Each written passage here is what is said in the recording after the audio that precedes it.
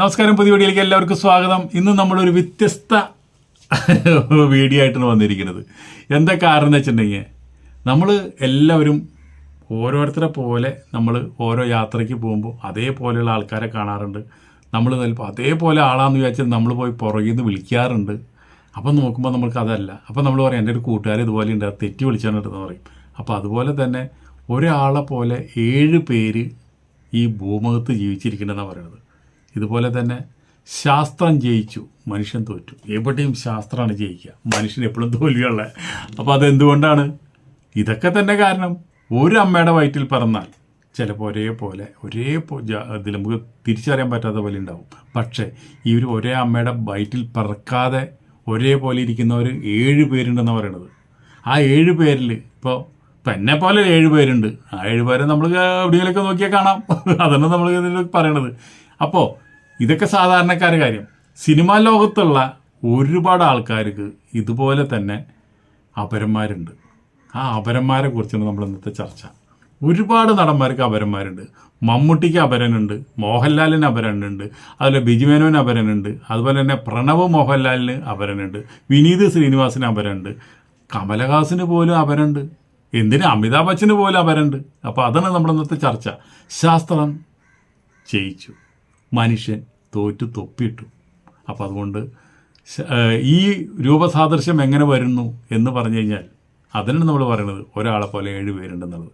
അപ്പോൾ ഒരാളെ പോലെ 7 പേരുണ്ടെന്ന് വെച്ചിട്ടുണ്ടെങ്കിൽ നമുക്കതൊന്ന് കണ്ടിട്ട് ഫോട്ടോസ് ഞാൻ വയ്ക്കുന്നുണ്ട്. ആ ഫോട്ടോ കണ്ടിട്ട് നമുക്ക് വീണ്ടും ഈ വീഡിയോയിലേക്ക് തന്നെ തിരിച്ചു വരാം.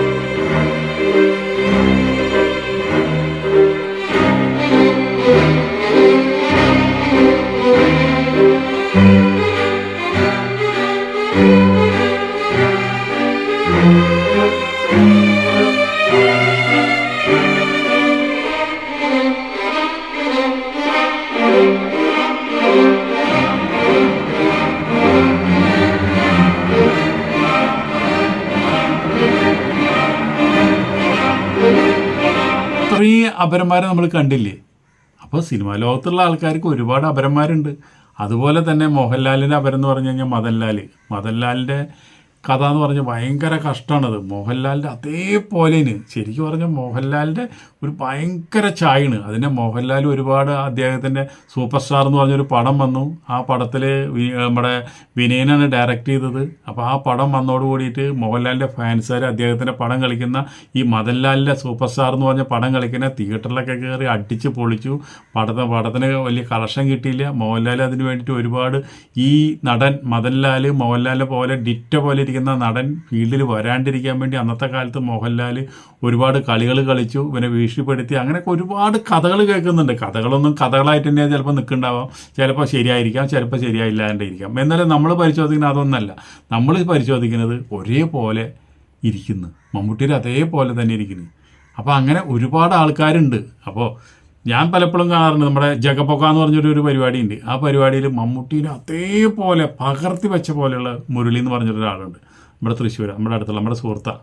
മൂപ്പര് ജഗപ്പൊക്കയിലും അവരെന്നെ ഇറക്കിയുള്ള സിനിമയിൽ അഭിനയിച്ചിട്ടുണ്ട് മുരളി എന്ന് പറഞ്ഞിട്ട്. ആൾ നമ്മുടെ അമ്പക്കാടൻ കണ്ണൻ്റെ അവിടെ ഗോപി എന്ന് പറഞ്ഞിട്ടൊരു ഹോട്ടലുണ്ട്. ആ ഹോട്ടലിലാണ് മൂപ്പര സ്വന്തം ഹോട്ടലത്. അവിടെ ഇടയ്ക്ക് കാണാൻ മൂപ്പര ശരിക്കും മമ്മൂട്ടി തന്നെ കണ്ണാടിയും ഗ്ലാസ്സൊക്കെ വെച്ച് കഴിഞ്ഞാൽ മമ്മൂട്ടിയുടെ യാതൊരു ശരിക്കും അതേപോലെ തന്നെ തോന്നും. അങ്ങനെ ഒരുപാട് ആൾക്കാരുണ്ട്. അതുപോലെ തന്നെയാണ് നമ്മുടെ ഈ സൂപ്പർ സ്റ്റാറിൽ അഭിനയിച്ച നടൻ്റെ കാര്യം. ആളിപ്പോൾ വളരെ കഷ്ടത്തിലാണ്, രോഗമാണ്, കാര്യങ്ങളൊക്കെയാണ്, ഒരുപാട് പ്രശ്നങ്ങൾ ഇത് കണക്കുക. പിന്നെ മൂപ്പർക്ക് പടത്തിൽ ചാൻസ് കിട്ടിയില്ല. എല്ലാ ചാൻസും മോഹൻലാലായിട്ട് തട്ടിക്കളഞ്ഞെന്ന് പറയണം. അത് നോക്കിയിട്ട് കാര്യമില്ല. എന്തായാലും നമ്മളിപ്പോൾ പറയാൻ ഉദ്ദേശിച്ചത് ഇത്ര മാത്രമുള്ള നടന്മാരെ മോശമായുള്ള ഒരുപാട് ആൾക്കാരുണ്ട്. അതുപോലെ ഇത് കാണുന്ന ഒരുപാട് ആൾക്കാരെ മോശമായുള്ള പലരും 7 പേര് ഈ ഭൂമിയിൽ ജീവിച്ചിരിക്കുന്നുണ്ട്. നിങ്ങൾ അന്വേഷിക്കുക, കണ്ടെത്തും. ഇത്രയും പറഞ്ഞുകൊണ്ട് നമുക്ക് വീഡിയോയുടെ നിർത്താം. അടുത്ത വീഡിയോയിൽ നമുക്ക് വീണ്ടും കാണാം. നന്ദി, നമസ്കാരം.